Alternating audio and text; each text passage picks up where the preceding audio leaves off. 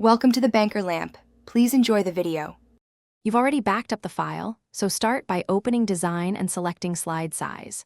Once there, click Custom Slide Size and choose Portrait for Slides. This forces vertical layout. Make sure to note the chosen slide dimensions. 16, 9, and A4 behave differently because content scaling depends on that.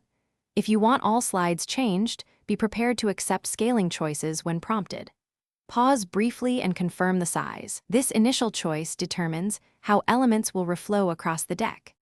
Once you confirm Portrait, PowerPoint asks Maximize or Ensure Fit. Choose Ensure Fit to preserve visibility, Maximize to keep sizes.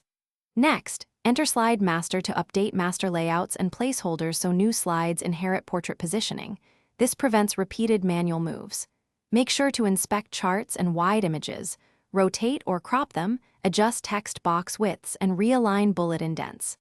As you proceed, flip between Normal View and Slide Sorter to spot misaligned content quickly and fix groups of slides together. Now finalize by reviewing each slide for spacing, legibility, and visual balance. Use Zoom to inspect text sizes and alignment. Save the portrait file under a new name and export a PDF to confirm how it prints or displays on other devices.